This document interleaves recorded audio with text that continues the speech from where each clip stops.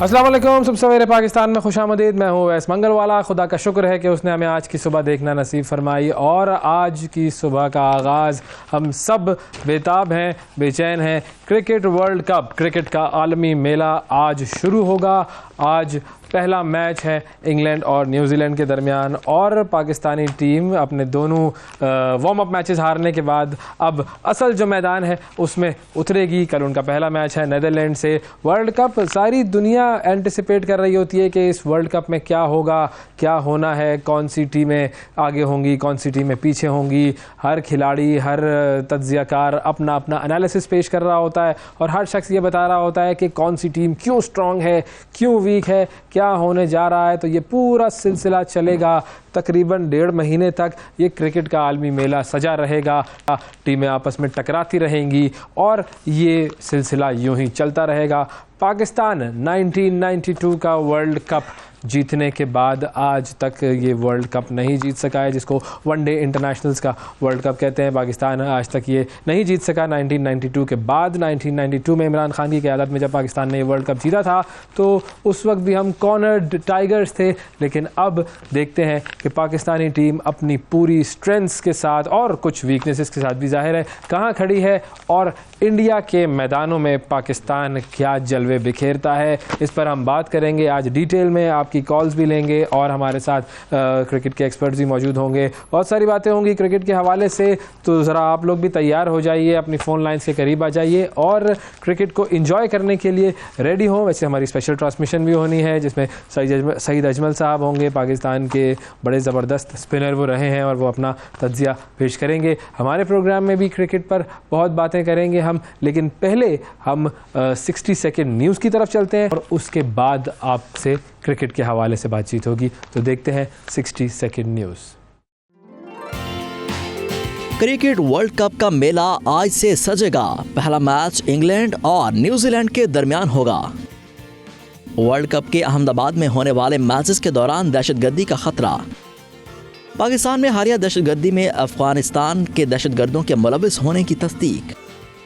सर्दियों में इस साल भी गैस लोड शेडिंग होगी, वजीर तवानाई मोहम्मद अली का ऐलान। चमन बॉर्डर क्रॉसिंग पर अफगान मुहाफिज की पैदल जाने वालों पर फायरिंग, 2 पाकिस्तानी शहीद। वाजिबात की अदायगी कर दी गई, कनाडा ऑपरेशन मामूल के मुताबिक जारी है, तर्जुमान PIA। सऊदी अरब का 2034 के फुटबॉल वर्ल्ड कप की मेज़बानी के लिए बोली जमा कराने का ऐलान। चीनी आबदोज अपने ही जाल में फंस गई, अफसरान समेत 55 नेवी एहलकार हलाक, बरतानवी रिपोर्ट। भारतीय रियासत सिक्किम में क्राउड बरस्ट सैलाब आ गया, 3 अफराद हलाक और 23 फौजी लापता। इटली में सयाहों की बस पुल से नीचे जा गिरी, 21 अफराद हलाक।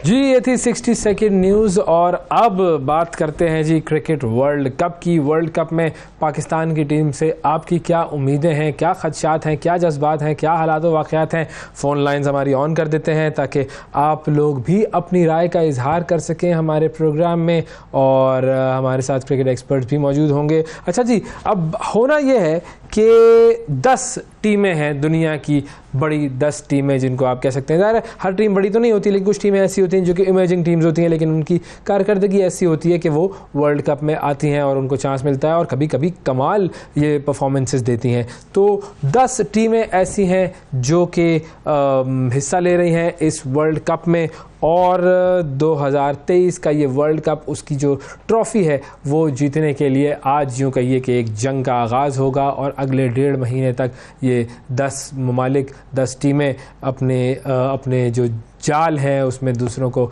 पकड़ने की कोशिश करेंगी, अपने अपने जलवे बिखेरेंगी। तो अब देखते हैं कि कौन सबसे बड़ी ट्रॉफ़ी का हकदार बनता है। अच्छा, 1975 से लेकर 2019 तक, यानी ये जो 44 साल की तारीख़ है क्रिकेट वर्ल्ड कप की, उसमें 12 बार क्रिकेट वर्ल्ड कप मुकाबलों का इनेकाद हुआ और 6 टीमों ने ट्रॉफ़ी को अपने नाम किया है। ऑस्ट्रेलिया 5 मरतबा जीता है cricket world cup, West Indies 2 मरतबा जीता है, भारत भी 2 मरतबा जीता है और पाकिस्तान 1 मरतबा जीता है। फिर उसके अलावा श्रीलंका ने 1 मरतबा जीता वर्ल्ड कप, इंग्लैंड ने 1 बार जीता वर्ल्ड कप। और ये जो ट्रॉफ़ी होती है वर्ल्ड कप की, उसकी तारीख़ भी इस इवेंट जितनी ही पुरानी है। तो हम आपको ज़रा ये बताएं कि ये जो ट्रॉफ़ी है ये कैसी है और इस ट्रॉफ़ी की क्या ख़ास बात है। कई मरतबा ये ट्रॉफ़ी चेंज हुई है, वर्ल्ड कप की ये जो ट्रॉफ़ी है वो चेंज हुई है। पहले जो 3 वर्ल्ड कप्स थे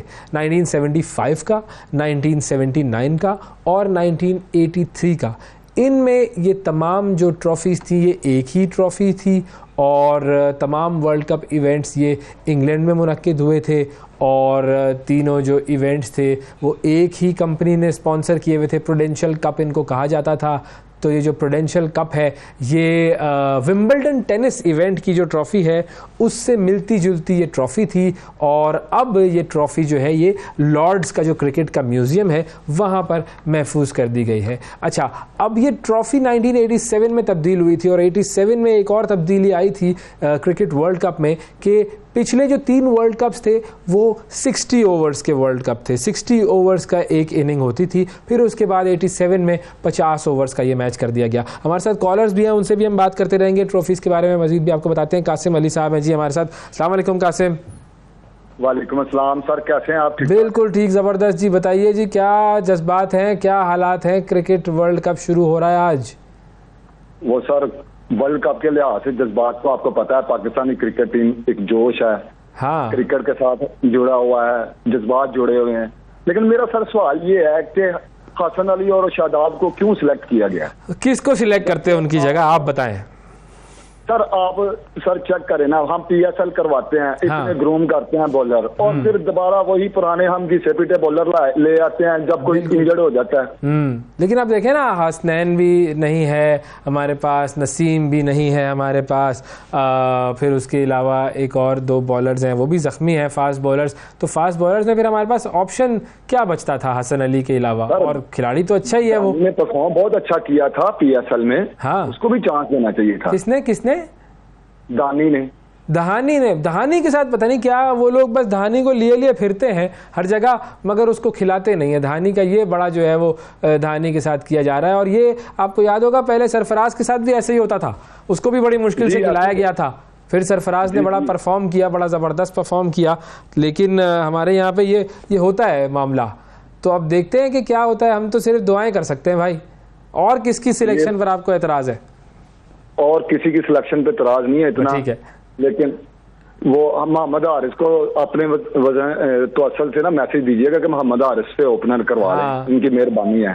अच्छा, मोहम्मद हारिस से जो है वो आप कहते हैं कि ओपनिंग करवाई जाए। ओके जी जी। तो इमाम और फ़खर का क्या होगा फिर, उनको क्या करें?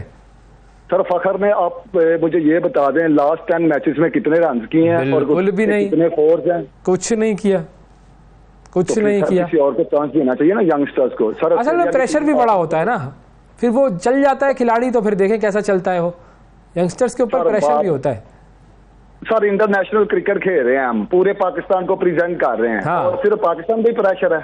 नहीं, प्रेशर सब पे होता है, बात तो सही है आपकी। सर आगे देख सर, आपने इंडिया का देखा है मैच, प्रैक्टिस मैच, और न्यूजीलैंड का देखा है, ऑस्ट्रेलिया का देखा है। बिल्कुल बिल्कुल वो आगे अटैक करते हैं, हम रोकना शुरू करते हैं, बिल्कुल रोकते जाते हैं। हम डरते हैं, थोड़ा डरते हैं, ये है मसला। बिल्कुल बिल्कुल डरते हैं। तो चले दुआ करते हैं कि भाई पाकिस्तान ना डरे और बेहतरीन परफॉर्मेंस दे जी। बहुत शुक्रिया अदा करेंगे, कासिम अली साहब शेखुपुरा से हमारे साथ मौजूद थे। ओके जी, वर्ल्ड कप की ट्रॉफी की हम बात कर रहे थे। 1987 में ये ट्रॉफी तब्दील हुई थी और पहली बार ये टूर्नामेंट जो है वो इंग्लैंड से बाहर हुआ था और पाकिस्तान और भारत में मुनक्किद हुआ था ये। और ये था बेसिकली रिलायंस कप और गोल्ड प्लेटेड ट्रॉफ़ी इसके लिए तैयार की गई थी और इस ट्रॉफ़ी पर हीरे भी जड़े हुए थे और रिलायंस वर्ल्ड कप इसका नाम था। और उस ज़माने में इस ट्रॉफ़ी की तैयारी पर कोई 6 लाख भारतीय रुपए खर्च हुए थे। वो तकरीबन आजकल अगर उसका हिसाब लगाया जाए तो 80 लाख भारतीय रुपयों के बराबर है।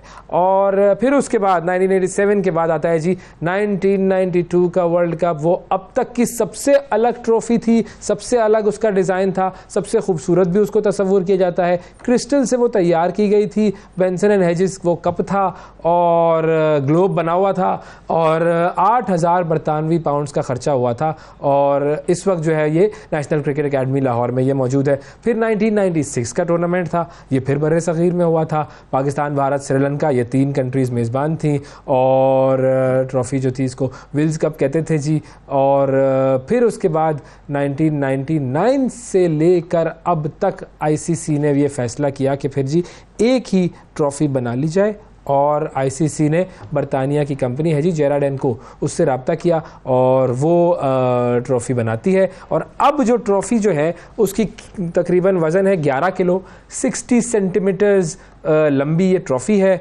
$30,000 उस पर ख़र्च हुए हैं, जो अब की जो ट्रॉफ़ी है, और चांदी और सोने से बनी ये ट्रॉफ़ी है। इसके ऊपर एक बना हुआ सोने से ग्लोब भी मौजूद है, सोने का है वो, चांदी के 3 सुतून्स हैं, मतलब वो विकेट और बेल्स का वो एक तस्वुर देते हैं। और निचले हिस्से में अब तक के इवेंट जीतने वाली टीमों के नाम दर्ज हैं, जबकि मुस्तकबिल में इस इवेंट को जीतने वाली टीमों के नाम लिखने की गुंजाइश भी रखी गई है। और बेसिकली अब क्या होता है कि असली ट्रॉफ़ी की तरह एक नकल होती है, नकली ट्रॉफ़ी बेसिकली दी जाती है, और उसके ऊपर साबका चैंपियंस वगैरह के नाम दर्ज नहीं होती। असल ट्रॉफ़ी जो है वो दुबई में आईसीसी के हेड ऑफिस में रखी जाती है। ओके जी, अब हमारे साथ एक और कॉलर मौजूद है। कौन है जी? अस्सलाम वालेकुम, रज़ा साहब मौजूद है गुजरावाला से। अस्सलाम वालेकुम। वालेकुम सलाम सर। जी रज़ा साहब फरमाइए, क्या कहेंगे? जी मैं एक आपके प्रोसेस से पाकिस्तान टीम को एक पैगाम देना चाहता हूं कि जब आप खेलें तो आप प्रेशर में बिल्कुल भी ना खेलें। हाँ, जब भी हम प्रेशर में आते हैं तो हम मैच तकरीबन हार जाते हैं। ओके, तो बिल्कुल ये सही है। तो आपने देखा ऑस्ट्रेलिया वगैरह की टीम है, इंडिया की टीम है, इंग्लैंड की टीम है, अगर उनका कोई ऐसा ऊंच नीच भी आती है ना तो वो प्रेशर नहीं लेते हैं। हम इतना प्रेशर में अंडर प्रेशर हो जाते हैं। बस ये प्रेशर का ही गेम है, बिल्कुल बिल्कुल सारा मसला प्रेशर का है। ये विजुअल्स क्यों हटा देते हो मेरे दोस्तों? बार बार क्रिकेट दिखाओ, क्रिकेट मेरी शक्ल देखने में कोई इंटरेस्टेड नहीं है। आज सब क्रिकेट देखना चाहते हैं, सबको क्रिकेट के विजुअल्स देखने हैं, तो क्रिकेट चलाते रहो मेरे भाइयों बहनों दोस्तों बुजुर्गों। अच्छा, तो प्रेशर जो है, अब प्रेशर को हैंडल करने का तरीका तो बताए ना रज़ा भाई। प्रेशर को हैंडल करने का तरीका है कि आप फ्रेश माइंड के साथ खेलें। अगर विकेट गिर गई कोई बात नहीं, हम खुद क्रिकेट खेलते रहे हैं, हमने कॉलेज यूनिवर्सिटी के लेवल पे क्रिकेट खेली है।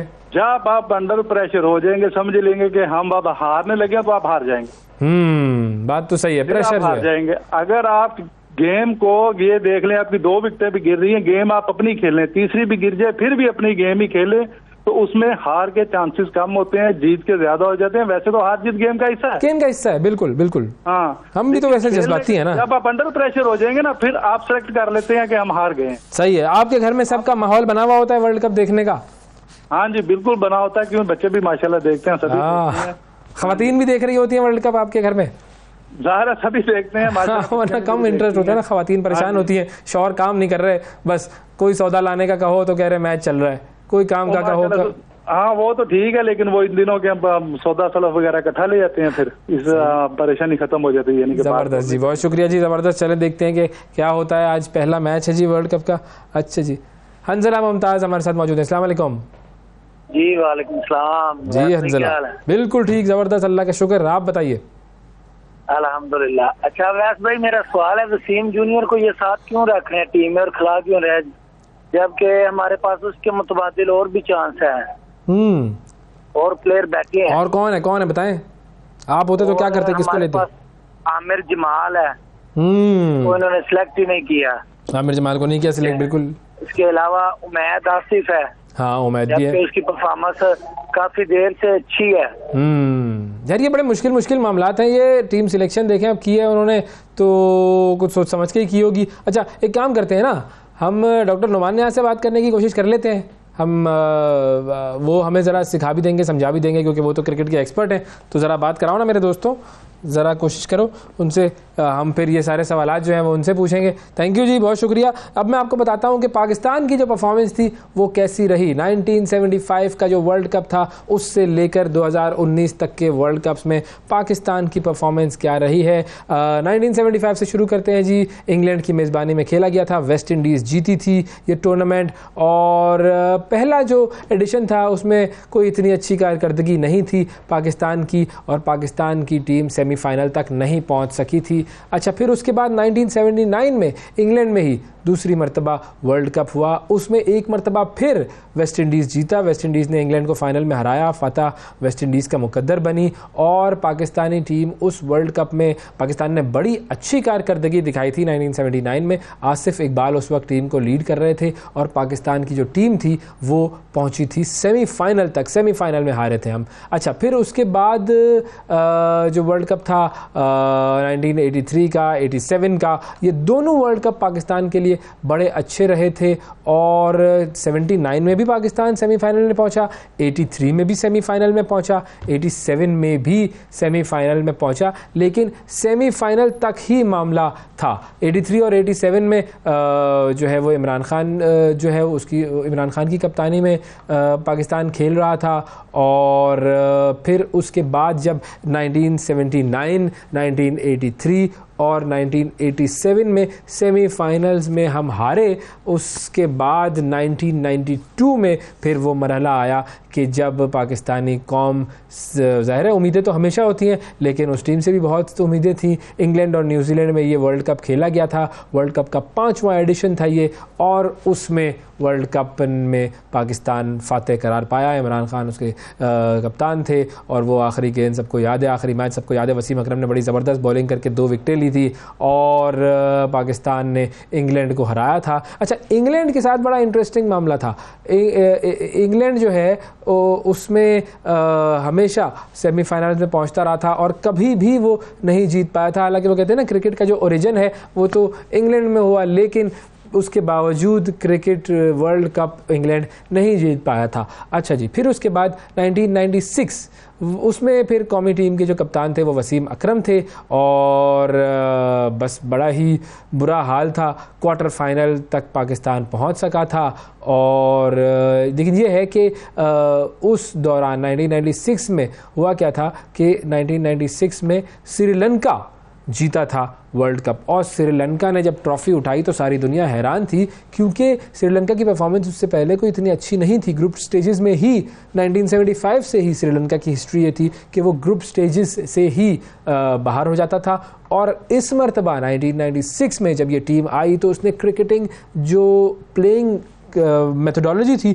वो तब्दील कर दी। उसने शुरू के 15 ओवर्स में हिटिंग करना शुरू की और बताया दुनिया को कि तेज़ क्रिकेट भी खेली जाती है, और उसी की वजह से, उसी स्ट्रैटेजी की वजह से 1996 में श्रीलंका की टीम जो है वो जीती थी। फिर 1999, अब ये वो वक्त था जब पाकिस्तान को मिला शाहिद आफरीदी जैसा स्टार, अब्दुल रज़्ज़ाक जैसा स्टार, शोएब अख्तर जैसा स्टार, ये सारे जो हैं वो बेहतरीन क्रिकेटर्स बने आगे। वसीम अकरम की कप्तानी थी और फाइनल तक ये टीम पहुंची और फाइनल में ऑस्ट्रेलिया ने जिस तरीके से एकतरफा मैच में हमें हराया, बड़े उसके ऊपर सवालात भी उठे थे। बहुत ही हालत ख़राब की गई थी पाकिस्तान के खिलाड़ियों ने, पाकिस्तान की टीम की, पाकिस्तान की आवाम की हालत ख़राब कर दी थी, क्योंकि एक वन साइडेड मैच हुआ, शदीद मैच वन साइडेड था और पाकिस्तान की टीम का बहुत ही कम स्कोर था, गालिबन 120-30 के करीब कुछ बनाए थे पाकिस्तान ने। और बस फिर वो मैच हम हार गए और बड़ी उम्मीदें थी और वो बड़ी ज़बरदस्त टीम थी, यकीन मानिए बड़ी ज़बरदस्त टीम थी वो। फिर उसके बाद 2003 में ये टीम जब लड़खड़ाई तो वकार यूनस की कप्तानी थी और ग्रुप स्टेज के मरहले से हम आगे ना बढ़ सके। फिर 2007 में कौमी टीम की कारकर्दगी बड़ी मायूस कुन थी।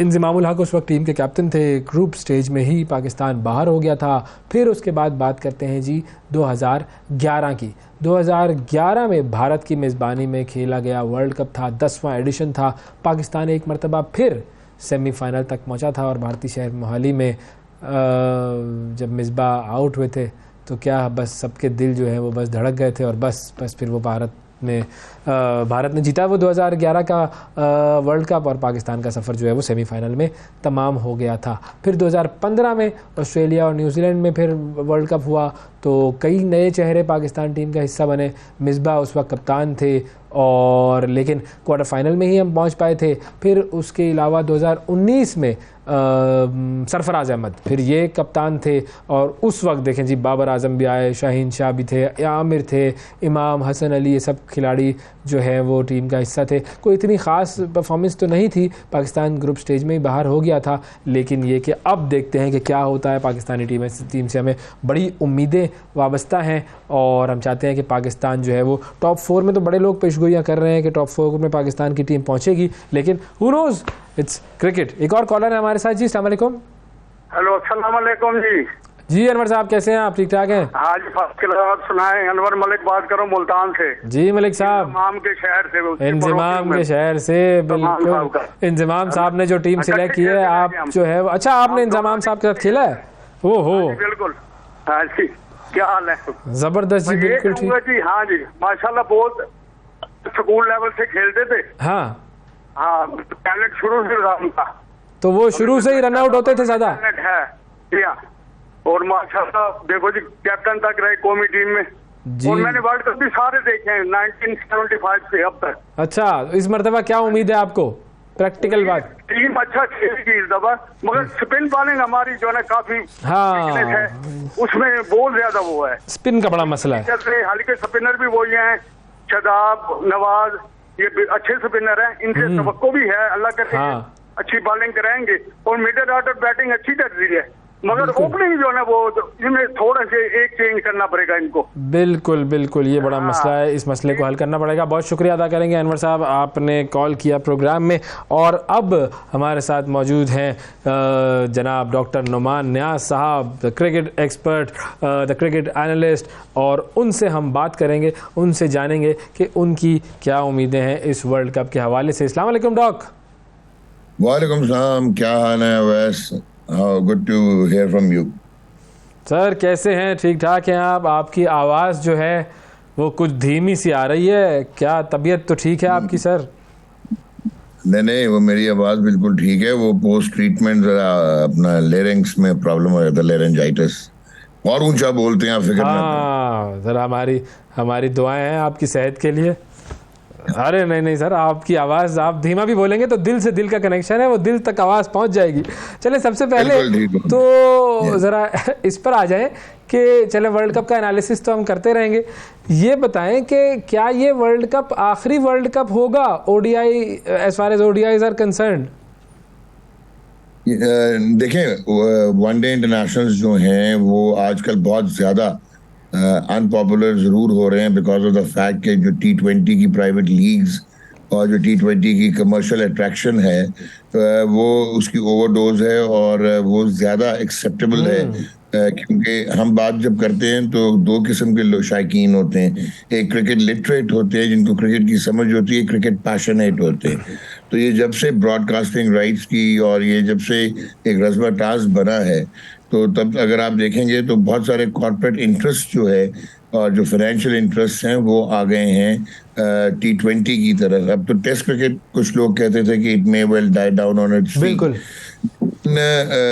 It is not that simple to eliminate a format. अगर आपको याद हो तो 2017 में कहा गया था कि चैंपियंस ट्रॉफी आखिरी होगी, और वो एक ICC के जो FTP है उसमें वो फिट इन नहीं हो रही, लेकिन उसके बाद उसको रिजुविनेट किया और ICC वर्ल्ड T20 आपके ठीक है कि आपको वर्ल्ड कप अमेरिका में या वेस्ट इंडीज़ में होता मिलेगा अगले साल। नई जो हैं जगहें यानी कि वेन्यूज़ जो हैं वो हमें नज़र आ रहे हैं, लेकिन आई पर्सनली फील कि नो, वनडे इंटरनेशनल का जो वर्ल्ड कप है इस पर भी रिवाइज किया जाएगा और ODIs will not die as soon as we are contemplating. चलें, ज़बरदस्त, ये तो अच्छी बात है ना, क्योंकि बहुत सारी खबरें चल रही थी कि जी ये वर्ल्ड कप जो है क्या ये सेव कर पाएगा वनडे इंटरनेशनल्स को या नहीं। अब आ जाते हैं जी इस वर्ल्ड कप में। अब हमने जो है पाकिस्तान की परफॉर्मेंस जो है वो देख ली वार्म अप मैचेस में। वार्म अप मैचेस, जाहिर है वार्म अप मैच ही होता है, उसके अंदर टीम उतनी एनर्जी तो नहीं लगा रही होती, बट स्टिल क्या उसका इम्पैक्ट होता है? और जिस तरीके से हमने पहला मैच खेला न्यूजीलैंड के ख़िलाफ़, हम नहीं डिफेंड कर सके, 350 वाला टारगेट भी। दूसरा मैच जो था उसमें हमने बैटिंग अच्छी की लेकिन फिर 14 रन से हम रह गए। क्या इम्पैक्ट होता है और क्या चीज़ नज़र आ रही है इन वार्म अप मैचेस को देखते हुए? देखें वैसे व्हेन इट कम्स टू, नज़र तो बहुत कुछ आ रहा था जब पाकिस्तान की टीम सेलेक्ट हुई, उस पर बात ज़रूर करूँगा मैं, लेकिन व्हेन इट कम्स टू ये जो वार्म अप मैचेस होते हैं इसका मकसद ये होता है कि कुछ ऐसे प्लेयर्स जो कि आपने शायद फाइनल 11 में ना भी खिलाने हो, बट आपके 15 का हिस्सा हो, आप टूर्नामेंट में देखना चाहते हैं कि आपका रिसोर्स कितना है, आपका स्टॉक कितना है।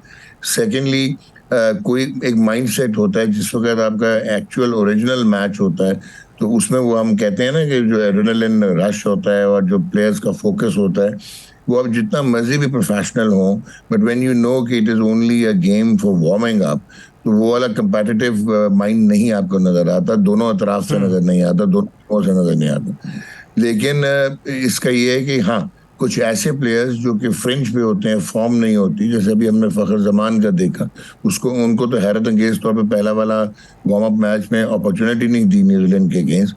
सो उन प्लेयर्स को बेनिफिट जरूर होता है कि उनको जरा, जैसे साउथ शकील खेले हैं तो उनका आपको अंदाजा हो गया कि ही इज द वन जो कि मिडिल ओवर में रन भी चला सकता है, जो कि स्ट्राइक रोटेट कर सकता है, जो कि हिटे मारने पे आए तो उसने एक्स्ट्रा कवर पे भी छक्के मार दिए, स्पिनर्स को बहुत अच्छा खेला।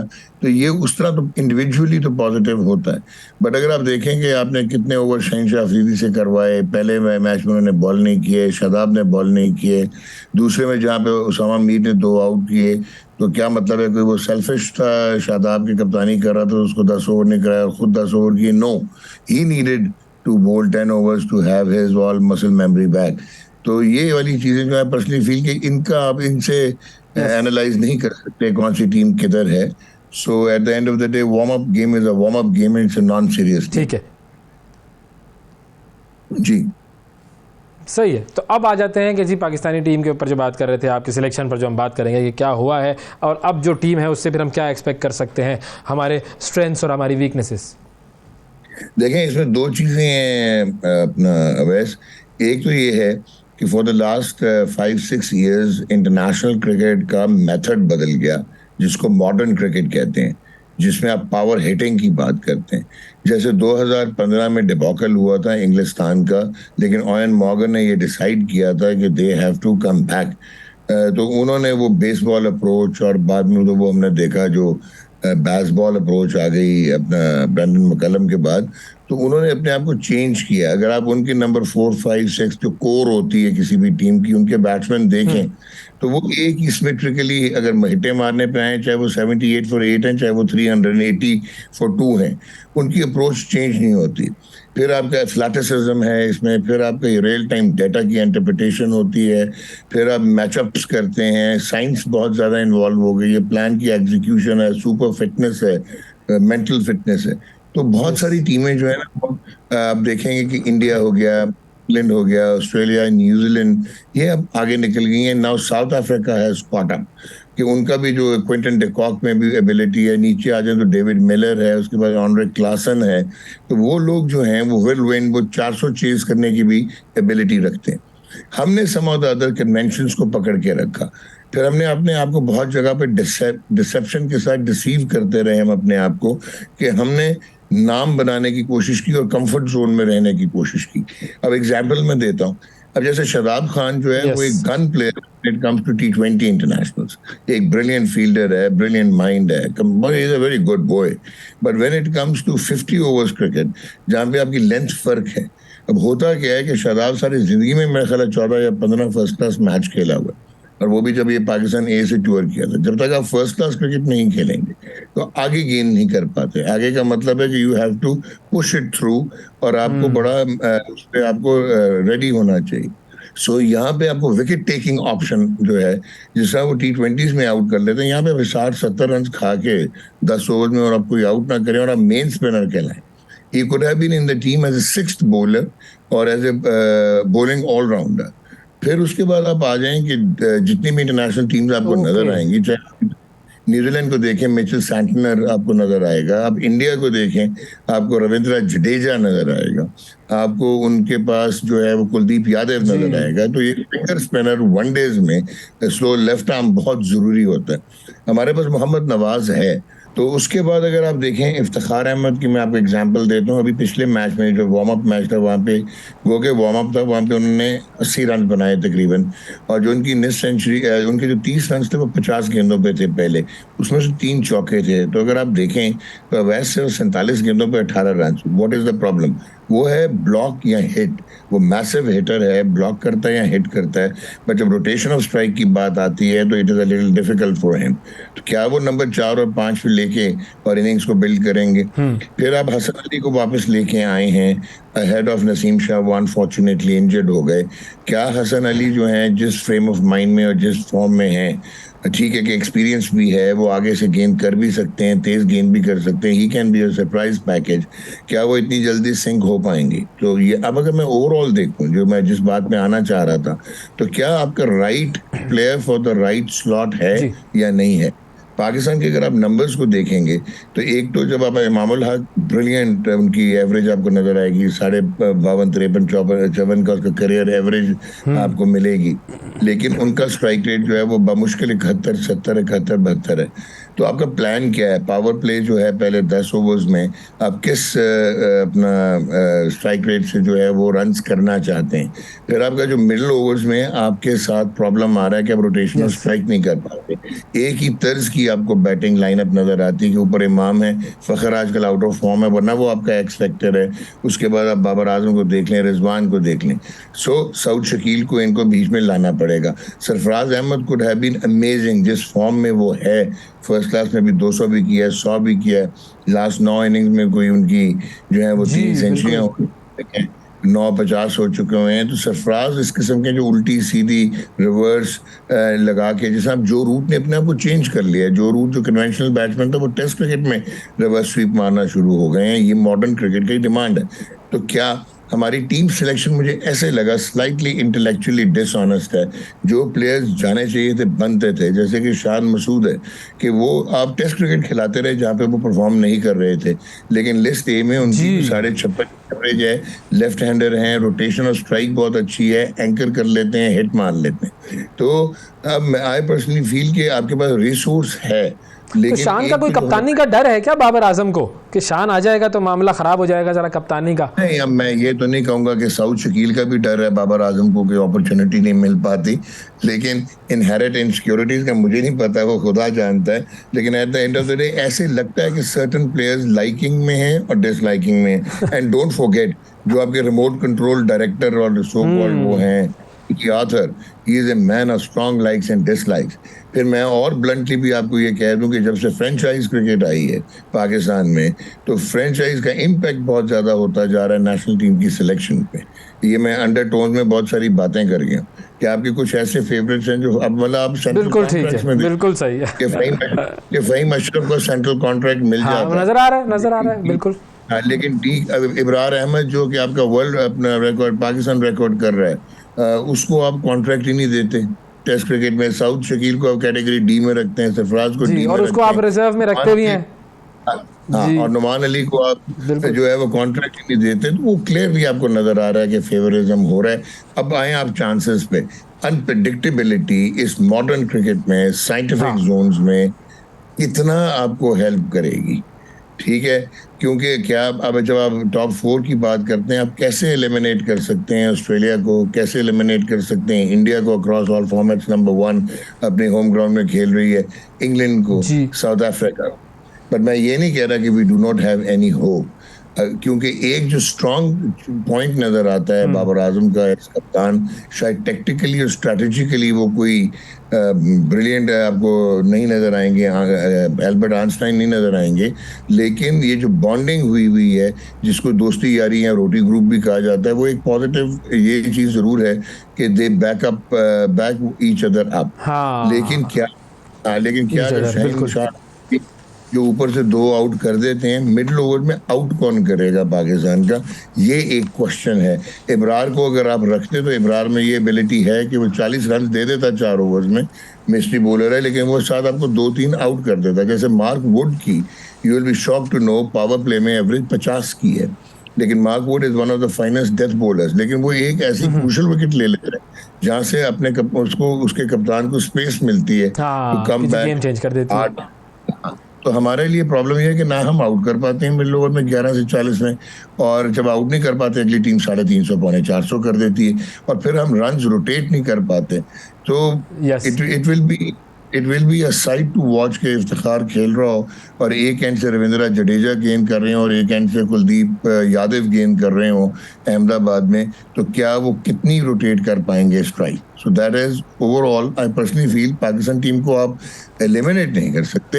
अनप्रेडिक्टेबिलिटी उनके साथ रहेगी, अनसाइंटिफिक कन्विक्शंस के साथ, लेकिन it will be very hard for them to compete with the more developed teams.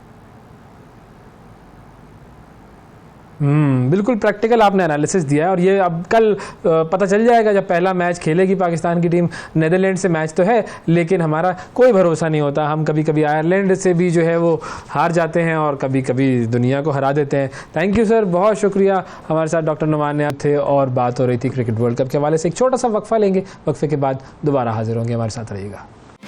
सुबह सवेरे पाकिस्तान, सुबह सवेरे पाकिस्तान, सुबह सवेरे पाकिस्तान।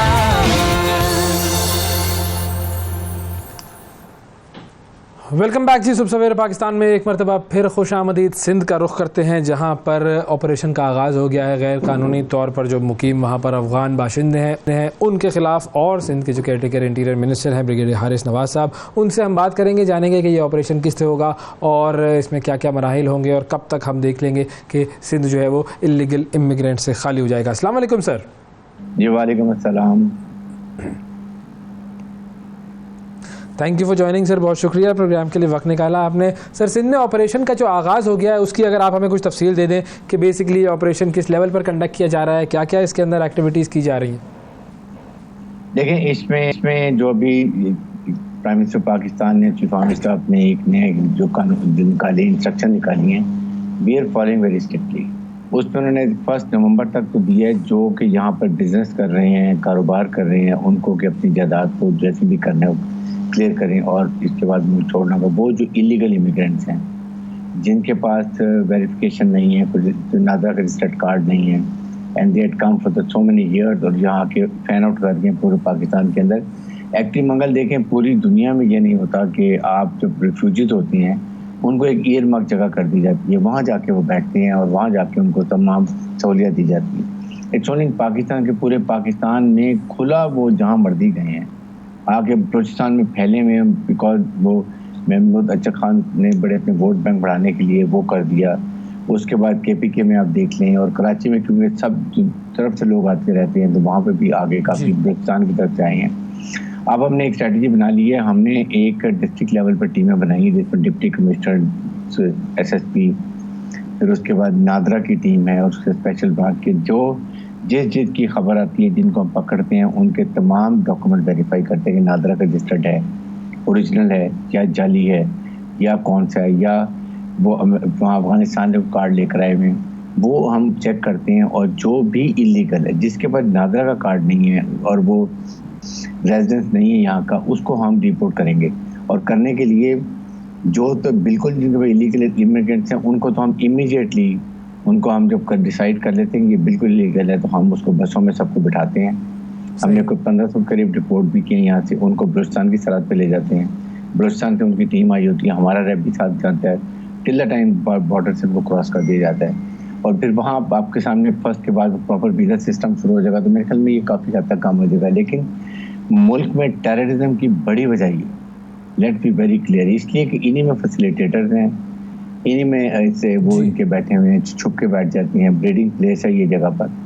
तो इसलिए वी हैव टू कम, और एनफ इज एनफ। देखें, मुल्क के लिए we have to decide something, and I am very happy कि फाइनल हमने डिसाइड कर दिया है। एब्सोल्युटली सर, बिल्कुल एग्रीड। अफगानिस्तान, अच्छा, मुझे ये बताएं कि इनकी ट्रैकिंग कितनी मुश्किल है, क्योंकि आपने कहा कि हर जगह फैले हुए हैं, ज़ाहिर है कोई स्पेसिफिक जगह तो है नहीं। तो जैसे कराची में तो अफगान बस्ती उसके बनी हुई है मज़ाफ़ात में, लेकिन उसके बावजूद हर जगह पर वो हैं। तो कितने होंगे तकरीबन नंबर्स हमारे पास इलीगल लोगों के? Is there an estimate? और इनकी ट्रैकिंग फिर कैसे की जाती है? देखें, ट्रैकिंग इज़ नॉट डिफ़िकल्ट। हमने पहले काफ़ी स्पेशल ब्रांच ने, हमारी सिक्योरिटी एजेंसी ने बहुत काम किया हुआ है। जहाँ भी अफगान बस्तियाँ हैं, द मेन थिंग इज़ के they show resistance, but no they can not show resistance. इनका तरीका ये है कि we will search out, we will search जो भी वहाँ पर फैमिली है, दे हैव टू पीसफुली, हमारे पास सर्च वारंट्स होंगे, हम जाएंगे, जाके बड़े आराम से चेक करेंगे, जो जिसके पास डॉक्यूमेंट नहीं है we will go to arrest them. जिस परमानेंट रेजिडेंट ने उनको पनाह दी हुई है ना, they will be charge under Pakistan के कानून के मुताबिक उनको सजा मिलेगी। तो इसलिए ये इतना बड़ा नहीं, बेसिकली है कि now we should have a political will and mental resolve, जो पहले नहीं थी। वी हैव डिसाइडेड, हमने इनको निकालना है। ये हमारे लिए बहुत बड़ा दर्द-ए-सर बन चुके हैं। पाकिस्तान में हम इनको अब अफोर्ड नहीं कर सकते। Afghan are thankless, what all we have done for Afghanis, Afghan Taliban, they can never repay. We have seen that, बिल्कुल सही बात है। ठीक है, तो चीफ आर्मी स्टाफ ने इवन WFP में जरगा में भी यही कहा था कि अफगानी नो इंसान का बदला क्या होता है, but they are turning the face other side because ideology of TTP and Afghan Taliban are same. तो अभी जिस तरीके से उनको टाइम भी मिल गया रीऑर्गेनाइज करने में, हमने उनको नेगोशिएट किया, उसमें टाइम ज़ाया हुआ, और सारे अमेरिकन वेपन इनके हाथ में लगे, वो छोड़ के गए जान के अफगानिस्तान में ट्रैवल रखने के लिए, ताकि हमारा बलूचिस्तान में पीस ना हो। पीस नहीं होगा तो CPEC नहीं बन सकता। तो आई थिंक ये शुक्र है कि डिसीजन हो गया। एटलीस्ट मैं सिंध में आई am very particular about it कि हमने इनको अब निकाल देना, वी नॉट कीप देम। यहाँ तक मैं तो कहता हूँ कि Afghan United nation Afghan refugee commission कहने से कि सबको ले जाए, 30-40 मिलियन 40 लाख हैं ये, we have to send them to Afghanistan, they should know what Pakistan done for them। जी बिल्कुल, यस एग्जैक्टली, बिल्कुल आई एग्री। अच्छा, अब इसमें एक और इशू है जो कि बहुत सारे लोग कहते हैं कि जी बहुत सारे लोग ऐसे हैं यहाँ पर जिन्होंने शादियाँ की हुई हैं पाकिस्तानियों से, उनके बच्चे हैं ये वो, तो वो जब जहाँ पर फैमिली स्ट्रक्चर आ जाता है वो फिर हम कैसे डील करेंगे? देखें, जो पाकिस्तानी से जिन्हें शादी की है बच्चे, that mean they become legal. उनको आप नादरा ने रजिस्टर्ड भी कर लिया होगा, फैमिली ट्री कार्ड बन गया होगा, लेकिन इन्होंने तो ये किया हुआ नादरा में लोगों से मिलके कि हर एक की ट्री, मिसाल के तौर पे आपकी फैमिली है, आपके 3 बच्चे हैं, एक चौथा उन्होंने अफगान को डाल दिया हुआ है और उसको लीगल कर दिए। इतना नादरा ने गड़बड़ की हुई है। तो they are also being sorted, जो भी इसमें करने वाले हैं। ये बहुत ही इंटरेस्ट हुआ हुआ है, ये हमारा अपना कसूर है कि हमने इनको कैसे नादरा में इनको रजिस्टर्ड किया है, नादरा में ट्री कैसे बन गए, बने नहीं सकते हैं। तो अब वो नादरा के साथ भी कोऑर्डिनेशन हुई है, वो भी अपना डाटा चेक करें, लेकर आएंगे इमीडिएटली, जिसने भी गलत जहाँ किया हुआ है उसको अब हम यहाँ डिपोर्ट करेंगे। लेकिन जो मैरिड हुए हैं पाकिस्तानी वुमन से, आई थिंक दे जो रूल है उसके मुताबिक दे बिकम सिटीजन, उनको हम अलाउ करेंगे। लेकिन जिनके कारोबार हैं और वो इलीगल है, फिर तो हमारे अलाउड हो जाएंगे। बिल्कुल सही है। अच्छा, अब इसके अंदर एक और चीज़ भी है कि अफ़गान गवर्नमेंट की तरफ से ये बयान आया है कि इस चीज़ को आपको रिकंसिडर करना चाहिए पॉलिसी को, तो वो फिर शायद कोई प्रेशर देने की कोशिश करें और कुछ ऐसे रिलेशनशिप हमारी उनके साथ जो लव हेट चलती रहती है, अजीब सी एक रिलेशनशिप है, उसको हम कैसे टैकल कर पाएंगे? अगर अफगान वाले रिकंसिडर चाहते हैं तो then why don't they reconsider their policy? Why they are not stopping anyone coming from their side and using the land to go for terrorism? उनको भी तो रिकंसिडर करना चाहिए। हमने बहुत उनको कह दिया, हमने बहुत कोशिश कर दी, हमने बहुत मेहमान नवाजी भी कर ली। देन दे शुड रियलाइज कि what all we are doing for them. हमने अमेरिकन गए हैं, कितना इनको सपोर्ट किया है, दुनिया में इनकी वकालत की है। जब इनके लोग इवैक्यूएशन पाकिस्तान के थ्रू हमने बहुत कराई है, हम इनको आटा भी देते हैं, हम इनको चीनी भी देते हैं, इनको खाद भी देते हैं, हमारे मुल्क से डॉलर भी ये लेके जा रहे हैं। बट ये दे डोंट अंडरस्टैंड। क्या आपने अफगान TTP को वहाँ से रोका? रोजाना आपके अफगान हमारे पास आके दहशतगर्दी की क्या आपने रोका? रोजाना आपकी तरफ फायरिंग होकर हमारे जवान शहीद होते हैं। Did you stop them? Then you have to do something. है दोनों से ताली बजती है ना। तो आई थिंक अगर ये रिकंसिडर करते हैं then they should reconsider their policy. दोनों हाथों से ताली बजती है। बिल्कुल। द बेस्ट थिंग इज कि अब हमारे पास वो विल है एंड पीपल लाइक यू जो आर टेकिंग चार्ज और इस तरीके से इस पॉलिसी को आगे लेकर चल रहे हैं कि अब हमें इस चीज़ को we have to clear our soil. Thank you sir, बहुत शुक्रिया। ब्रिगेडियर रिटायर्ड नवाज साहब हमारे साथ मौजूद थे। नाजरीन, वक्फा लेते हैं, वक्फे के बाद दोबारा हाजिर होंगे। सुबह सवेरे पाकिस्तान, सुबह सवेरे पाकिस्तान, सुबह सवेरे पाकिस्तान।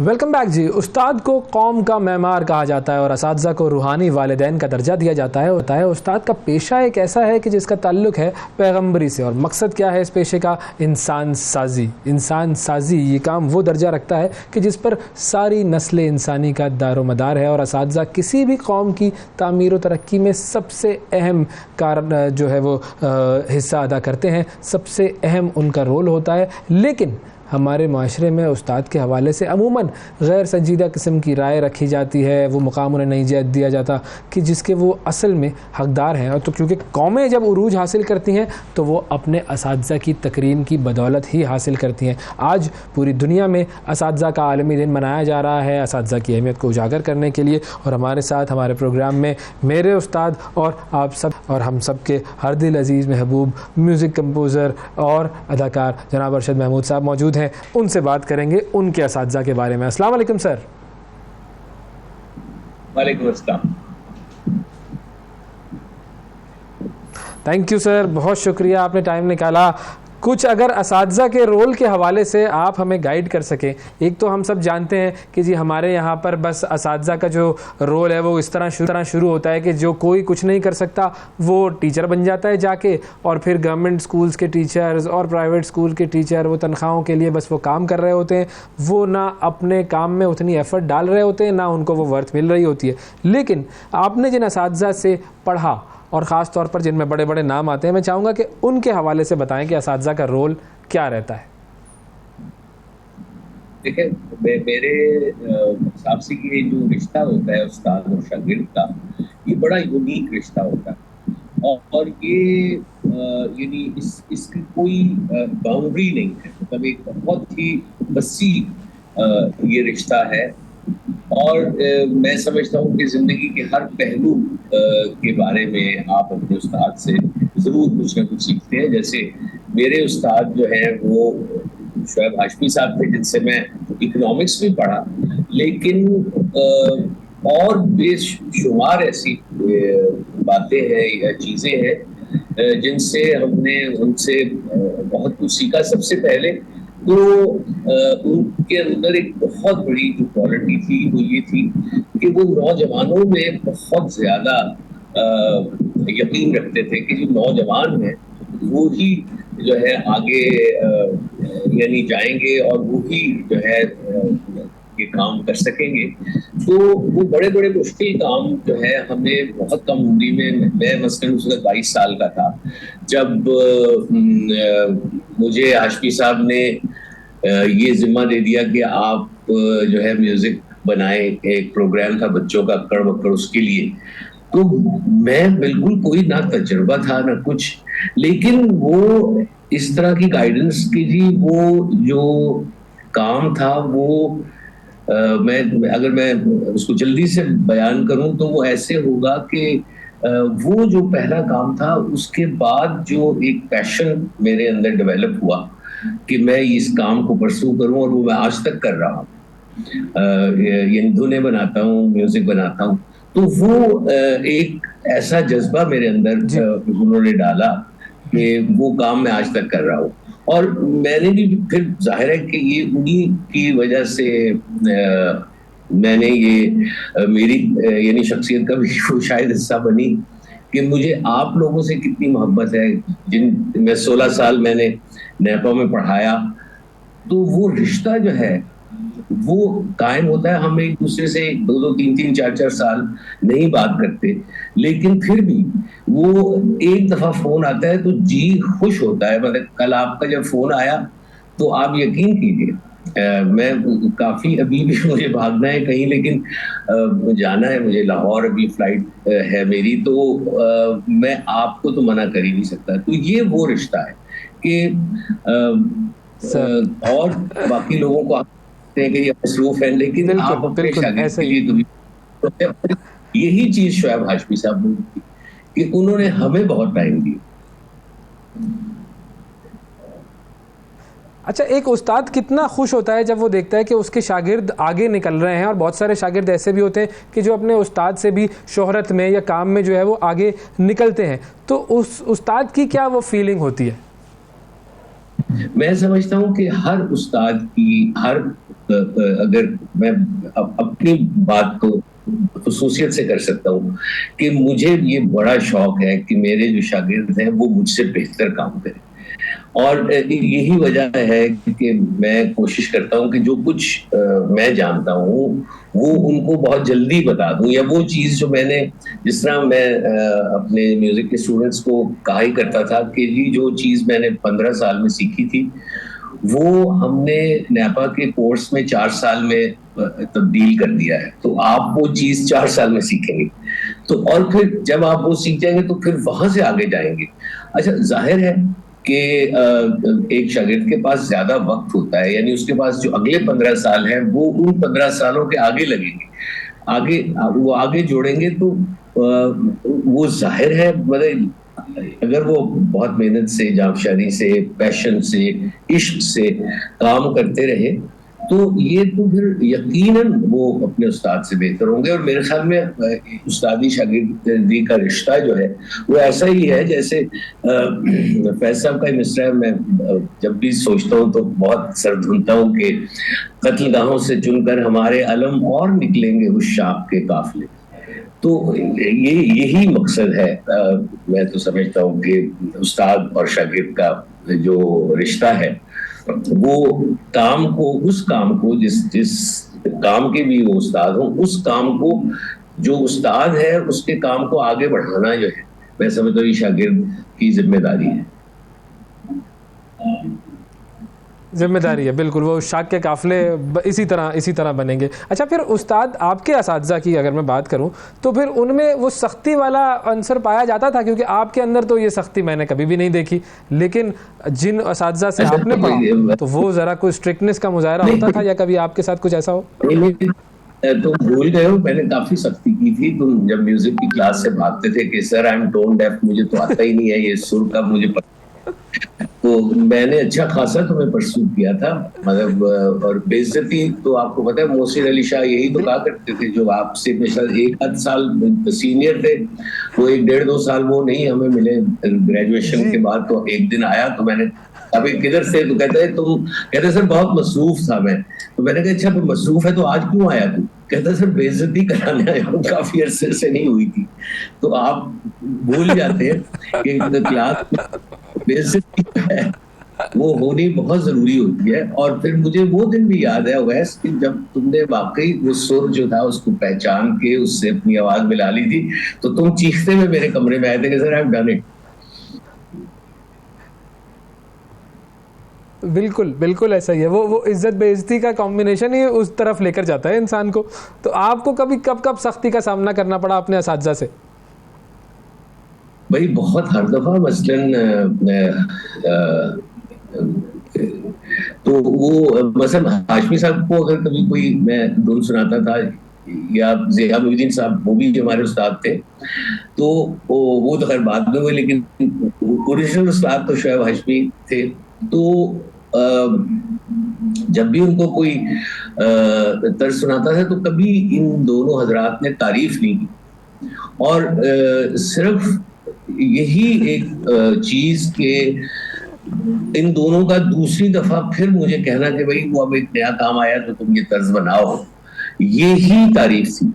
नहीं तो ये लोग इतने सख्त थे कि ये अगर कोई आप काम अच्छा ना कर रहा हो तो वो उसको दोबारा तो फोन नहीं करेंगे या दोबारा नहीं बुलाएंगे अपने काम में शामिल करने के लिए। तो इसलिए ये मेरे जो आते हैं उन्होंने कभी मेरी तारीफ नहीं की कि भाई तुमने बहुत अच्छा काम किया।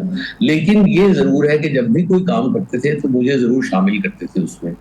तो मेरे लिए यही दाद है अपने उस्ताद की तरफ से। और एक दफा तो हाशमी साहब का मुझे जुमला याद है, मैंने गालिब की गजल बनाई थी अच्छी खासी, उस उड़ब किस्म की बड़ी मुश्किल सी तर्ज बनी थी। तो हाशमी साहब ने कहा भाई अरशद महमूद, मुझे लगता है कि अब तू और ज्यादा खराब हो गया है। तो यही तारीफ है जो सर। तो कभी ये नहीं कहा भाई ये वो रिश्ता जो है वो आपके जो वो फैंस के साथ आपका रिश्ता होता है, जहां आपकी तारीफ होती है, जहां आपको बहुत लोग सराहते हैं ये कमाल काम। उस्ताद आपको नहीं कहता ये कभी कि भाई तुमने बहुत अच्छा काम किया है, कहता हाँ ठीक है लगे रहो और करूँगा, लगे रहो। हाँ, तो आजकल आप किस चीज़ में लगे हुए हैं? आजकल भी आप एक खास बड़े प्रोजेक्ट पर काम कर रहे हैं, तो मैं चाहूँगा कि उसके बारे में भी हमारे नाज़रीन को बताएं। कोई बड़ा नहीं है। मेरा ख्याल है कि हमारी जो सकाफत का विरसा है उसमें गजल का गाना बहुत ही जरूरी था। यानी बहुत बड़े बड़े गजल गाने वाले हमारे सकाफती विरसे में हैं, जिसमें मेहदी हसन साहब हैं, फरीदा खानम हैं, गुलाम अली हैं, इकबाल बानो हैं, फिर मैडम नूरजहां भी क्योंकि इस संग से बहुत मरूब थी, तो उन्होंने फिर खास तौर पे टेलीविजन पे एक प्रोग्राम किया तरन्नुम, जिसमें गजलें गाई। अच्छा, बहुत अरसे से मैं देख रहा था कि ये नहीं तो वो जो वही स्टूडेंट जो ग्रेजुएट है हमारे या तुम्हारे कॉलीग जो है स्टूडेंट्स, जैसे नादिर अब्बास है या नाइजल है, ये सब अब मिलके मेरी जान को आए तो कुछ काम करें। तो हमने अब एक चैनल बनाया मौसीकी के नाम से, जिसमें हम अच्छी म्यूजिक जो है वो पेश करेंगे। मैंने तुम्हें उसका लिंक भी भेजा था। तो कोशिश ये है कि जी हर 15 दिन में, हर 7 दिन में एक कोई नई चीज जो है वो इंट्रोड्यूस कराई जाए। अब ये एक तरीका हमारे हाथ आ गया है, which is less expensive to distribute your work. तो जो यानी जिन्होंने गाया है, सजर ने जो बहुत ही उम्दा गाया है, और वो भी क्योंकि नेपा से ही पढ़ी हुई है, उसी डिसिप्लिन से निकली है, तो मैं समझता हूँ ये मेरा फर्ज है कि वही जो लोग जिनको आपने बताया होता है, तो वो अगर शोकेस हो तो ये बहुत अच्छी बात होती है। तो बहुत लुत्फ आ रहा है, बहुत मजा आ रहा है, और ये सब लोग स्टूडियो में जमा हो जाए। जो स्टूडेंट्स फारिग तहसील हो चुके हैं वो, और आप उनके साथ मिलकर अब ये गज़ल की फॉर्म में ये नया म्यूजिक जो है वो तख्लीक करेंगे और यूट्यूब चैनल पर देख सकेंगे हम। तो क्या उसका नाम है यूट्यूब चैनल का, ये भी हमारे नाजरीन को बता दें। ये मौसीकी.com उसका है। तो उस अपने जो सामीन है, नाजरीन है, उनसे कहिए कि उसको सब्सक्राइब करें। और उसमें ये है कि ये जरूरी नहीं कि गजल हो, उसमें गीत भी होगा, उसमें कोई क्लासिकल गाना भी होगा, उसमें उर्दू अदब भी शोकेस होगा, और बड़ी मजे की चीजें हैं। अभी कुछ ही 2 हफ्ते के अंदर मेरे ख्याल में एक क्वायर भी है इन सब स्टूडेंट्स में। 20 लोग हैं जो बहुत ही जिन्होंने इसकी प्रैक्टिस करके क्वायर का वो किया है। तो हमने क्वायर का काम भी, यानी जो कि उर्दू अदब में या हमारे सकाफत में नहीं था, लेकिन एक नई चीज भी हम इंट्रोड्यूस कर रहे हैं। तो ये है कि कोशिश ये है कि हर हफ्ता 10 दिन के बाद, 15 दिन के बाद एक न एक चीज जरूर जो है उस चैनल पे हम चढ़ाए। तो इसीलिए वो जैसे वो जुमला जो आप लोग कहते हैं अपने टेलीविजन की, स्टे ट्यून, तो मैं भी यही सबसे दरखास्त करूंगा कि मौसीकी.com पे आप जरूर सब्सक्राइब करें। आपको बहुत गारंटी है कि अच्छा म्यूजिक सुनने को मिलेगा। बिल्कुल, ये गारंटी तो बस आ गई है। तो ज़रूरी है लोगों के लिए सब्सक्राइब करना और चैनल से स्टे ट्यून्ड रहना। हम भी उससे स्टे ट्यून्ड रहेंगे और वक्तन फ़वक्तन अपने प्रोग्राम में शामिल भी करते रहेंगे। वो जो नए जो जौहर, जो हीरे जो हैं वो सामने आएंगे। फाइनली जाते जाते वर्ल्ड कप शुरू हो गया है सर आज, और आपकी क्रिकेटिंग सेंस और क्रिकेट एनालिसिस और क्रिकेट का इंटरेस्ट, उससे भी हम वाकिफ़ हैं। तो आपको क्या लगता है, प्रैक्टिकली स्पीकिंग, हमारी टीम कहाँ खड़ी हुई है और हम क्या कर सकते हैं? देखिए, मुझे I have full faith in my team, और मुझे तमाम प्लेयर्स जो है वो बहुत अच्छे, बहुत उम्दा खेलने वाले हैं सब। और दो के मैं सुनता हूँ तबसरे, तो मुझे लगता है कि लोगों का ख्याल है कि टीम उतनी अच्छी नहीं है, कुछ एरियाज ऐसे हैं जहाँ कमजोरी है। लेकिन इन सब चीज़ों के बावजूद ये वनडे क्रिकेट में खास तौर पे वो दिन अगर आपने काबू कर लिया है, तो फिर मैं समझता हूँ कि हमारी टीम को कोई नहीं हरा सकता। बहुत देर हो गई कि हमें वर्ल्ड कप चैंपियनशिप बहुत पहले हमने हासिल की थी। अब भी मैं तो बहुत पुरुमीद हूँ कि हमारी टीम जो है वो बहुत जांफशानी से और बहुत पैशन से, बहुत मेहनत वो करेगी। और क्योंकि अब ये क्रिकेट जो है ये टैक्टिकल गेम हो गई है, तो वो टैक्टिक्स भी इनकी जो है आपको प्लानिंग करनी पड़ती है हर मैच से पहले। तो इसमें भी मैं समझता हूँ कि वो कामयाब होंगे, और उनका असेसमेंट जो है बाकी टीमों का, फिर उस हिसाब से गेम कराना और कंट्रोल रखना अपने पास गेम का, ये सब चीज़ें जो है ये कर सकती है हमारी टीम। और मैं तो बहुत पुरुमीद हूँ कि हम ये वर्ल्ड कप जीतें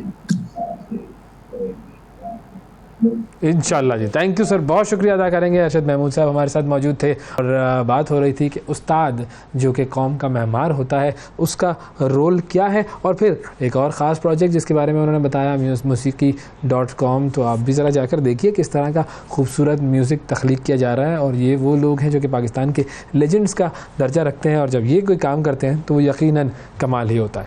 वक्फ़ा लेते हैं, वक्फ़े के बाद दोबारा हाजिर होते हैं, हमारे साथ रहिएगा।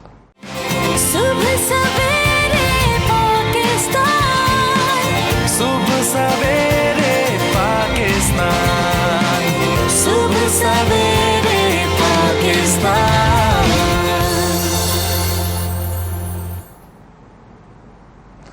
वेलकम बैक जी। सिंध में जो सियासी सूरत हाल है उसमें एक बहुत बड़ी तब्दीली आई है। 3 जमातों ने एक इंतखाबी इत्तेहाद बनाया है, इसे हम एक ट्रॉयका कह सकते हैं। और ये ट्रॉयका जो कि ग्रैंड डेमोक्रेटिक अलायंस और मुत्तहिदा कौमी मूवमेंट पाकिस्तान और जमीयत उलमाए इस्लाम फजलुर रहमान ग्रुप के दरमियान ये तश्कील पाया है। और इसने बुनियादी तौर पर तय ये किया है कि ये सिंध में पाकिस्तान पीपल्स पार्टी का मुकाबला करेंगे। अब ये मुकाबला कैसे होगा, इसके खदोखाल क्या हैं, क्या प्लानिंग है, क्या स्ट्रेटजी है, इस पर हम बात करेंगे। GDA के रहनुमा जनाब हसन साहब हमारे साथ मौजूद हैं। अस्सलाम वालेकुम। वालेकुम सलाम। थैंक यू जी, बहुत शुक्रिया प्रोग्राम के लिए वक्त निकाला। सबसे पहले तो हमें इस बड़ी अहम डेवलपमेंट के हवाले से ज़रा आगाह कीजिए कि ये डेवलपमेंट क्या है, क्या आप लोगों की बात हुई, क्या तय हुआ, ये जो 3 पार्टियां यकजा हो रही हैं। बिस्मिल्लाहिर्रहमानिर्रहीम। शुक्रिया ओवैस।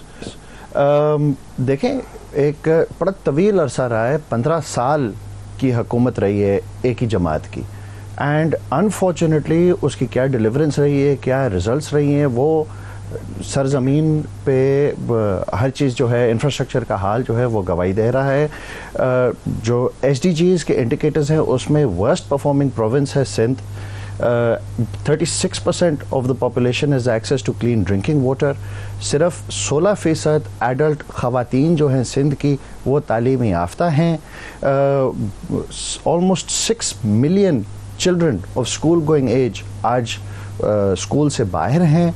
रोड नेटवर्क्स हों या हमारे एजुकेशन सिस्टम का इंफ्रास्ट्रक्चर हो, हेल्थ नेटवर्क का इंफ्रास्ट्रक्चर हो, लॉ एंड ऑर्डर सिचुएशन हो, बेसिक गवर्नेंस के इश्यूज, रेवेन्यू डिपार्टमेंट, करप्शन का अंबार हो, तो अनफॉर्चुनेटली सिंध की आवाम जो है वो इस तर्ज हुक्मरानी से बेहाल, बदहाल और बेजार होकर उन्होंने सारी पॉलिटिकल फोर्सेस को हमें काहिल किया है कि हम यकजा होकर एक प्लेटफॉर्म पे आकर एंड एक अल्टरनेटिव पॉलिटिकल ऑप्शन प्रोवाइड करें सिंध की आवाम के लिए, सिंध के आवाम के मुस्तकबिल के लिए।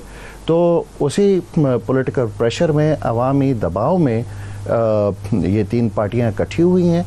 और मज़ीद आप देखेंगे जो भी जेन्युइन पॉलिटिकल फोर्सेस हैं with their ear to their ground, जो पब्लिक पल्स महसूस कर रही हैं, वो भी इंशाल्लाह हमारे साथ राब्ते में भी हैं और अनकरीब वो ज़ाहिर भी होते जाएंगे। एंड वी होप कि एक मजबूत, मुत्तहद और एक फॉरवर्ड थिंकिंग, एक प्रोग्रेसिव अल्टरनेटिव पॉलिटिकल प्लेटफॉर्म हम इंशाल्लाह सिंध के आवाम को कितना बड़ा डेंट डालने में कामयाब होंगी ये तीनों पार्टियां यकजा होकर? क्योंकि अगर हम पाकिस्तान पीपल्स पार्टी की बात करें तो ज़ाहिर है एक स्ट्रॉन्ग होल्ड तो है उसका, और सिंध को तो वो अपना गढ़ ही कहते हैं, ज़ाहिर है 15 साल से हुकूमत कर रहे हैं। तो कौन कौन से वीक पॉइंट्स ऐसे हैं? पब्लिक की पल्स आपने ज़ाहिर है जानी होगी, देखी होगी, कहाँ कहाँ पर किस तरह का डेंट मारा जा सकता है? जी, यकीनन 15 साल हुकूमत में रहने के बाद बहुत इनग्रेस हो गई है सिंध के सिस्टम में। सिंध की आवाम के लिए तो अगर कुछ किया होता तो हमदर्दियाँ होती। कल जो प्रेस कॉन्फ्रेंस हुआ है आपने उसमें देखा जो नुकात जो उठाए गए थे, जैसे आईन पाकिस्तान में लिखा है कि फ्री फेयर इलेक्शंस होने चाहिए एंड इलेक्शन कमीशन की ड्यूटी है to protect from corrupt practices. Unfortunately हमने देखा है कि जो निगरान हुकूमत आने के बाद जो तबादले हुए, वो प्रोविंशियल सेक्रेटरीज हों या डिस्ट्रिक्ट एडमिनिस्ट्रेशन DCs SPs हों, वो सेम पूल ऑफ ऑफिसर्स जिन्होंने उसी सियासी जमात के मातहत काम किया है 15 साल के लिए, उन्हीं को रीशफल करके एक कुर्सी से उठा के दूसरी कुर्सी पर बिठाकर और उन्हीं के ज़रिए फिर इलेक्शन कराने की एक साजिश सोची गई है। तो हम वक्त से पहले ये आगाही देना चाह रहे हैं सब इदारों को कि आप काइंडली अपने आइनी फ़राइज़ जो हैं वो पूरे करें। निगरान हुकूमत ने एक न्यूट्रल अंपायर का रोल प्ले करना है। बदकिस्मती से आज भी गुज़िश्ता दौर के पीपल्स पार्टी के अकाबरीन वो वही सेम ऑफिशियल प्रोटोकॉल भी आज इंजॉय कर रहे हैं। गवर्नमेंट रिसोर्सेज भी इस्तेमाल हो रही हैं। लोकल गवर्नमेंट का सारा सिस्टम जो है वो भी उधर बैठा हुआ है, उनको फैसिलिटेट कर रहा है financially, human, state resources use करके। तो ऑब्वियसली इस माहौल में तो कोई फ्री इलेक्शन हो नहीं सकती। तो फर्स्ट एंड फॉरमोस्ट और इस पूरी सूरत हाल में जो सिंध के केयरटेकर चीफ मिनिस्टर है मकबूल बाकर साहब, उनके ऊपर भी आपने अदम एतमाद का इजहार किया है, उनका इस पूरी सूरत हाल में क्या किरदार है? जी, जस्टिस साहब एक बहुत ही अच्छी शोहरत रखने वाले जज रहे हैं और उनकी हम इज़्ज़त करते हैं, मगर देखें बात है कि एडमिनिस्ट्रेटिव रोल में उनका कोई एक्सपीरियंस तो नहीं रहा। सो जो ब्यूरोक्रेसी का जो खेल है that is very concerning for us. यकीनन उनको वही ब्यूरोक्रेट्स होंगे जो सीएम हाउस और उनके इर्द गिर्द हैं जो उनको एडवाइस कर रहे होंगे, और यकीनन वो अपने इंटरेस्ट और गुज़िश्ता अदवार की वाबस्तगियाँ को मद्देनज़र रखते हुए ही उनको ऐसे मशवरे दे रहे होंगे जिनसे एक अदम एतमाद की फ़िज़ा पैदा हुई है। हम उनसे यही रिक्वेस्ट करते हैं कि बहुत अच्छी तरह वो ख़ुद जानते हैं कि आइनी और कानूनी तकाज़े उनके मनसब के क्या हैं, तो वो हसूल हदफ हासिल करने के लिए वो अपोजिशन पार्टीज़ को भी बुलाएं, उनसे भी मुशावरत करें, हमारा भी फीडबैक लें एंड नॉन पार्टिजान ब्यूरोक्रेट्स लेकर आएँ। उसके लिए बेशक इंट्रा प्रोविंशियल ट्रांसफ़र्स अगर करनी पड़ें तो वो भी करें, जैसे हमारे चीफ सेक्रेटरी और आईजी एस्टैब्लिशमेंट डिवीज़न ने वफाक से भेजें, ऐसे ही हमारे departmental secretaries and district administration भी इंट्रा प्रोविंशियल ट्रांसफ़र्स के ज़रिए आएंगे तो यकीनन एक ज़्यादा न्यूट्रल एक फ़िज़ा पैदा होगी। अच्छा, अब इसमें जो एक और आप लोगों की डिमांड है वो है सिंध के जो इलेक्शन कमिश्नर हैं उन पर भी आपका डिस्ट्रस्ट है, वो क्यों है? जी, जो प्रोविंशियल इलेक्शन कमिश्नर हैं सिंध में वो बदकिस्मती से 2018 के जनरल इलेक्शन में भी गालिबन वो प्रोविंशियल इलेक्शन कमिश्नर थे। अब देखें जो पार्टियां, इवन पाकिस्तान पीपल्स पार्टी ये कहती रही है कि वो मोस्ट टेंटेड इलेक्शन था टिल डेट। अगर वफाक में था तो सूबे में भी था, सूबे में भी था, तो जिस बंदे ने जिनकी कॉन्स्टिट्यूशनल रिस्पॉन्सिबिलिटी थी उन्होंने अपनी रिस्पॉन्सिबिलिटी में फेल किया है, should he not be held to account? या आप फिर से उन्हीं को ही डिप्लॉय किया हुआ है सिंध में कि वंस अगेन वो एक्सरसाइज या उससे भी बदतर रिज़ल्ट इस दफ़ा निकाल के दें? गुज़िश्ता अदवार में जो लोकल गवर्नमेंट इलेक्शन हुई है जिस पे कुल सियासी तंजीमों ने, पार्टियों ने अदम एतमाद ज़ाहिर किया,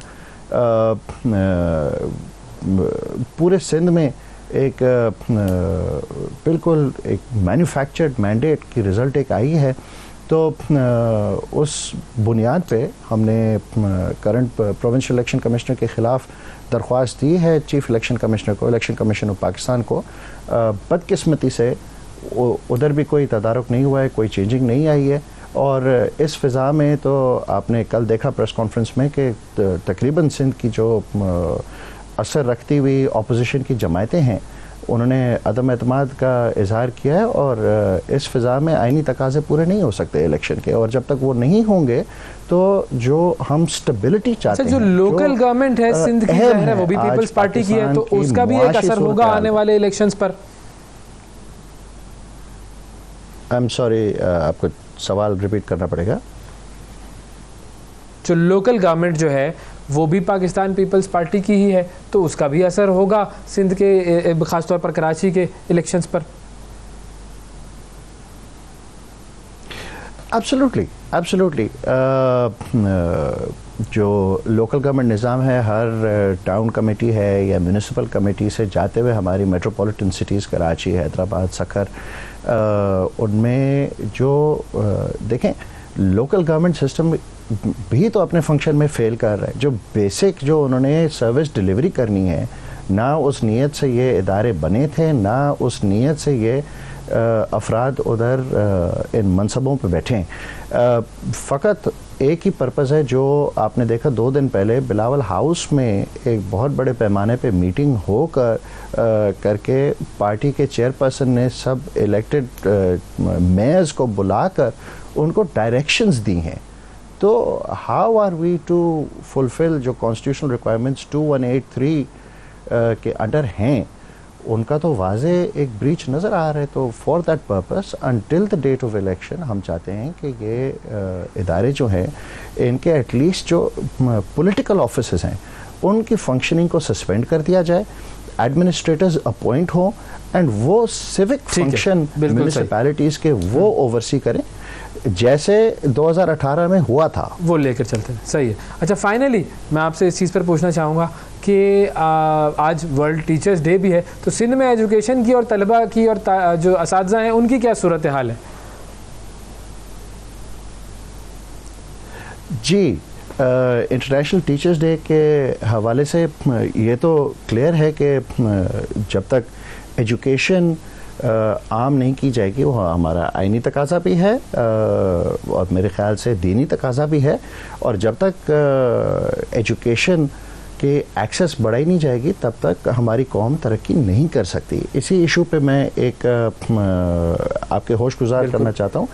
NCHD national commission for human development एक इदारा है, उसके almost 3000 teachers for more than 15 years वो इंतज़ार में हैं कि उनकी सर्विसेज रेगुलराइज की जाएंगी। मैं गुजारिश करना चाहता हूँ अभी निगरान वज़ीर आज़म को भी, निगरान वज़ीर आला सिंध को भी इस इशू को in the best interest of the public at large इस इशू को देखें और इन असातिज़ा को भी रेगुलर जॉब्स में और रेगुलर डिप्यूटेशन के तहत इनको इस ह्यूमन रिसोर्स को यूटिलाइज बेहतर किया जाए। थैंक यू जी, बहुत शुक्रिया अदा करेंगे। हसनैन मिर्ज़ा साहब हमारे साथ मौजूद। मजीद ये नाज़रीन वक्फा लेते हैं, वक्फे के बाद दोबारा हाजिर होंगे। सुबह सवेरे पाकिस्तान, सुबह सवेरे पाकिस्तान, सुबह सवेरे पाकिस्तान।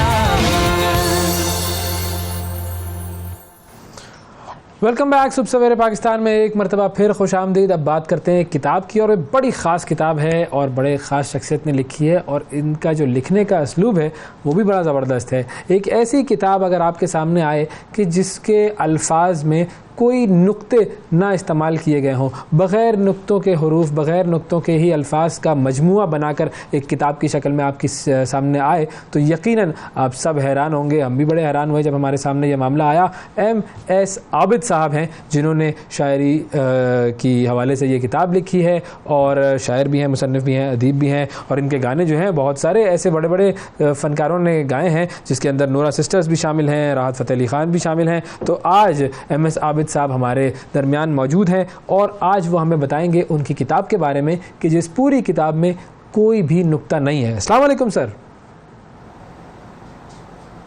वालेकुम अस्सलाम।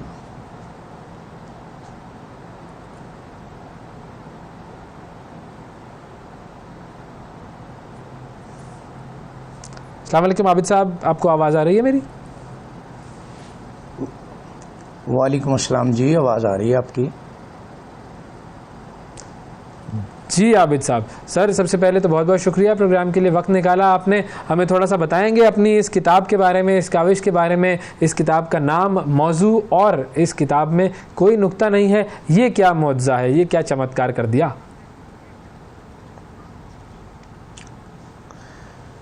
इस किताब का नाम है जी दर्द, और ये गज़लों की किताब है, और इसमें ज़्यादा अपना हिजरी है, क्योंकि शायर के अंदर आपको पता है हिजर ज़्यादा होता है, दर्द वाली बात। जब किताब का नाम दर्द है तो इसका मतलब ये हिजर से भरपूर होगी, दर्द से भरपूर होगी, और इस किताब पे किसी किस्म का कोई नुक्ता नहीं है। ये अल्हम्दुलिल्लाह पाकिस्तान की नहीं बल्कि दुनिया की पहली किताब है जो नुक्ते के बगैर है, गज़ल की किताब, और इसको तकरीबन लिखने में मुझे 17 साल लग गए हैं। तो ये हिजर की ही बात है, इसके अंदर विसाल नहीं आया, विसाल में भी तो नुक्ता नहीं है। नहीं, विसाल लफ्ज़ तो आया होगा, लेकिन मौजू ज़्यादा वो हिजरी है। अच्छा, सही। तो इस किताब को बग़ैर नुक्ते के लिखने का ख्याल आपको कैसे आया, और कितना अरसा लगा ये ऐसी किताब लिखने में? मैं दरअसल ना एक दिन ना पढ़ रहा था कि ला इलाहा इल्लल्लाह मुहम्मद रसूलुल्लाह, उस पर नुक्ता नहीं था। फिर मैंने देखा कि अल्लाह का नाम पढ़ा, उस पर भी नुक्ता नहीं है। फिर मैंने देखा नाम मोहम्मद सल्लल्लाहु अलैहि वसल्लम, उस पर भी नुक्ता नहीं है। तो फिर मैंने सोचा जो बगैर, इसमें कोई हिकमत है, ये मुझे नहीं पता, लेकिन इसमें हिकमत ज़रूर है। तो मेरे ज़हन में ख्याल आएगा क्यों ना मैं भी एक ऐसी बुक लिखूं जिस पे नुक्ता ना हो। तो बस इसी ख्याल से फिर मैंने मेहनत की, कोशिश की, और अल्लाह पाक ने मुझे कामयाबी दे दी और मैंने ये बुक लिख दी है। इंशाअल्लाह ताला ये बहुत जल्द अनकरीब ही रिलीज़ होगी। और आप भी दुआ कीजिएगा कि मेरी मेहनत जो है वो रंग लाए। तो कितना अरसा लगा आपको ये किताब लिखने में? तकरीबन भैया 17 साल लग गए हैं।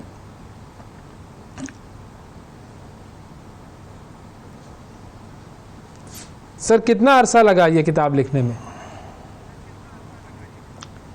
मैंने कहा तकरीबन 17 साल लग गए हैं इसको। 17 साल पहले शुरू की थी, यह मुकम्मल हुई है। माशाल्लाह माशाल्लाह। और इसमें कितनी गज़लें शामिल हैं आपकी कितना कलाम है? तकरीबन 95 गज़लें होंगी।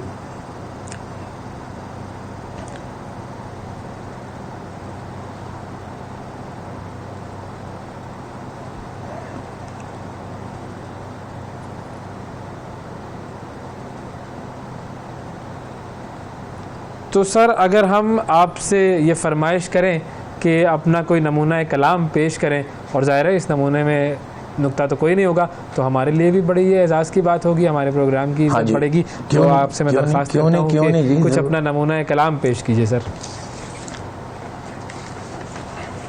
एक नाज शरीफ के चंद शेर हैं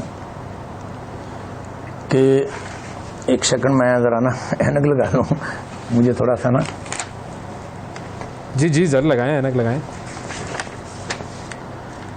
रसूलों के सरदार सालार आए, दो आलम के हामी मददगार आए, वो हामद वो महमूद हमदर्द हमदम, वो आला अमल आला किरदार आए, वो लौला का आए सेहरा लगाकर, वो अल्लाह के मेहमा वो सरकार आए, दरूदों सलामों से महके दो आलम, वो सल्लु वसल्लम वो दिलदार आए, दुखों का वो मरहम दिलों का दलासा, दुखों का वो मरहम दिलों का दलासा, अतादर अता वो रवादार आए, रसूलों के सरदार सालार आए। ये गज़ल के चंद शेर सुनाऊंगा। सुभान अल्लाह, क्या बात है कि जी मर के गए दिलदार के आगे, मर के गए दिलदार के आगे, उसकी गली है दार के आगे। मर के गए दिलदार के आगे, उसकी गली है दार के आगे, लम्हा लम्हा हार मिली है, लम्हा लम्हा हार मिली है, हार मिली है हार के आगे, लम्हा लम्हा हार मिली है, हार मिली है हार के आगे। कोहसा एक दिल टूट गिरा है, कोहसा एक दिल टूट गिरा है, हल्के से एक वार के आगे, कोहसा एक दिल टूट गिरा है, हल्के से एक वार के आगे, हौसले वाले हौसला हारे, हौसले वाले हौसला हारे, दर्दे दिल की मार के आगे, हौसले वाले हौसला हारे, दर्दे दिल की मार के आगे, मर के रिसाई दिलदार के आगे। एक गज़ल मैं और आपको सुनाता हूँ। जी जी ज़रूर।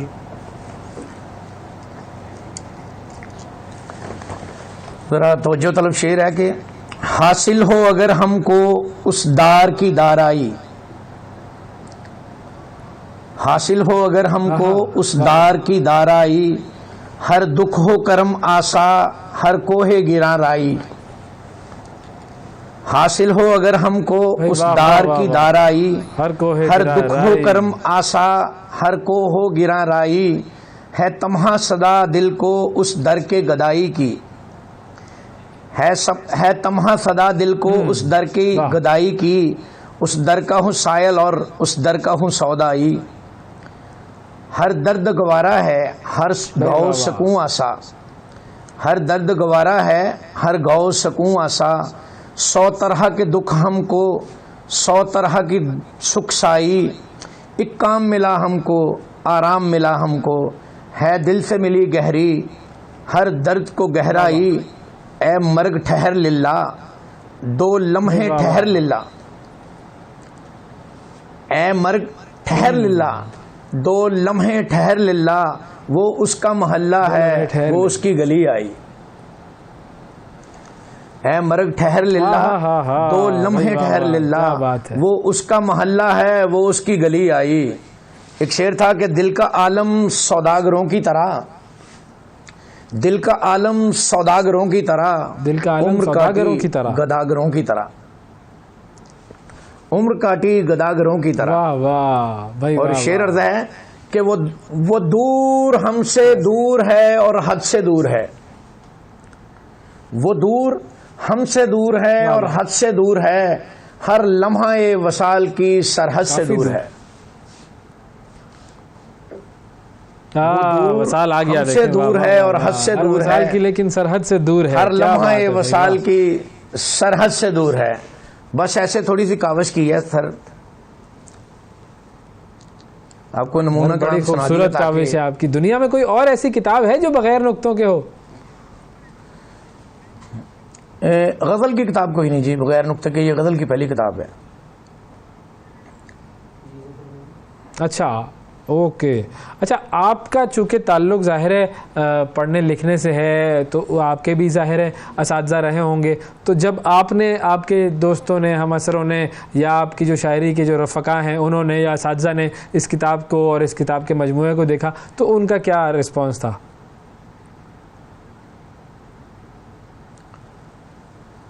देखें जी, जब कोई बंदा अच्छा काम करता है तो जो अच्छे लोग हैं वो उसको अप्रिशिएट करते हैं। कुछ लोग ऐसे भी हैं वो कहते हैं इसका फ़ायदा ही कोई नहीं, क्योंकि पाकिस्तान में कोई किताब पढ़ता ही नहीं, तो आपने तो वक्त ही ज़ाया किया। ऐसे भी लोग हैं, लेकिन ऐसे भी लोग हैं जिन्होंने बहुत सारा अप्रिशिएट किया, कहा कि बड़ी बात है, बहुत अच्छी बात है, आपको करना चाहिए।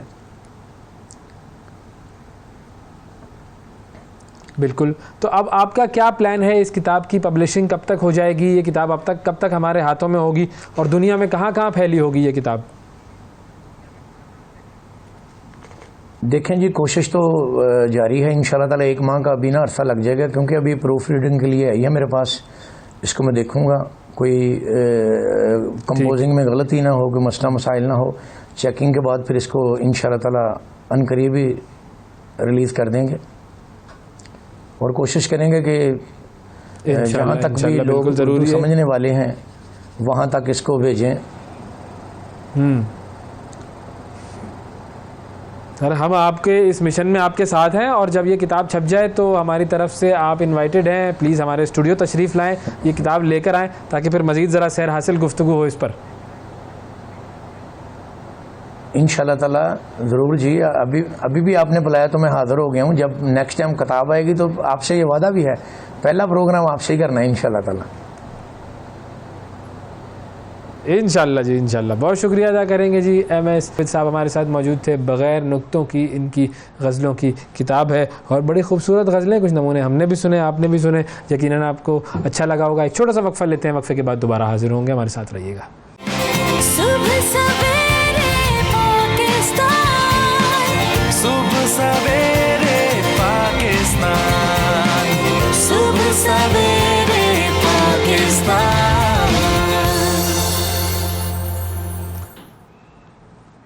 वेलकम बैक जी। 5 अक्टूबर 2023 वर्ल्ड कप का आगाज़ आज हो रहा है। पहला मैच होगा इंग्लैंड और न्यूजीलैंड के दरमियान, और हम सब की नज़रें टेलीविज़न स्क्रीन से जुड़ गई हैं। टेलीविज़न पर हम देखेंगे कि जी क्या हो रहा है, कौन कौन से खिलाड़ी मद्दे मुकाबिल हैं। पाकिस्तान का पहला मैच होगा कल नीदरलैंड्स के साथ। हम सब तैयार हैं पाकिस्तान की जीत के लिए, दुआगो हैं। कुछ ऐसे खिलाड़ी भी हैं जो कि इस वर्ल्ड कप में हिस्सा नहीं ले रहे, और अपनी टीमों के वो बड़े ज़बरदस्त खिलाड़ी हैं, लेकिन ज़ाहिर है बस किस्मत जो है वो कभी अगर साथ ना दे। 1992 के वर्ल्ड कप कप में भी वकार यूनुस नहीं जा सके थे क्योंकि वो इंजर्ड थे। तो जाहिर है वो इंजर्ड थे तो पाकिस्तान की टीम इतनी स्ट्रॉन्ग नहीं लग रही थी, लेकिन वो जो मैंने कहा कि कॉर्नर टाइगर्स थे, इमरान खान की क़यादत में हमने वो वर्ल्ड कप जीता था। तो इस मरतबा वर्ल्ड कप का आगाज़ हो रहा है। हमारे एक बड़े ज़बरदस्त बॉलर नहीं है, लेकिन आपको बताता हूँ 5 ऐसे बड़े नाम हैं क्रिकेट के जो कि इस वर्ल्ड कप में हिस्सा नहीं ले रहे। वो कौन कौन? सबसे पहले बात करते हैं तमीम इकबाल की। तमीम इकबाल बांग्लादेश से उनका ताल्लुक़ है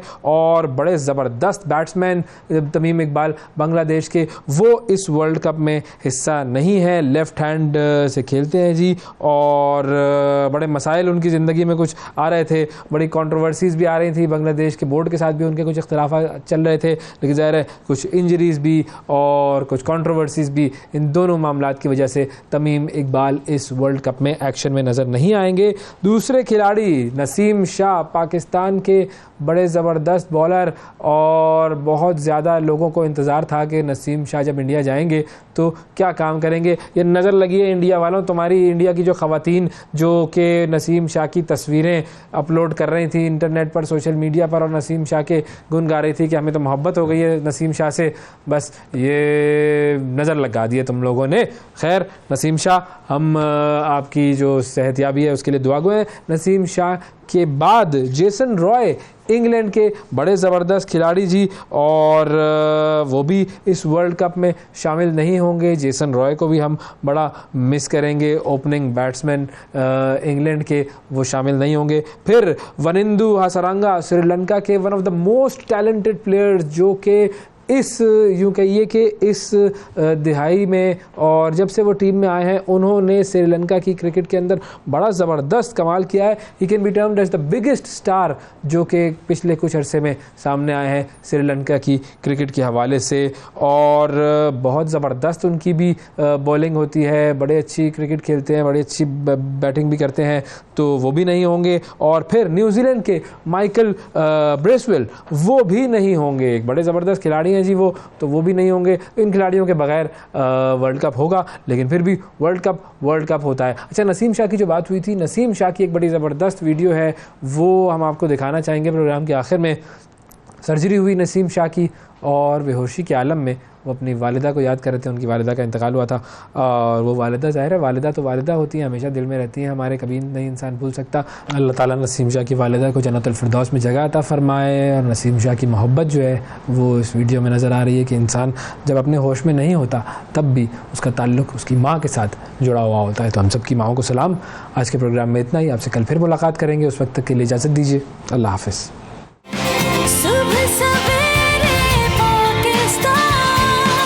सुबह सवेरे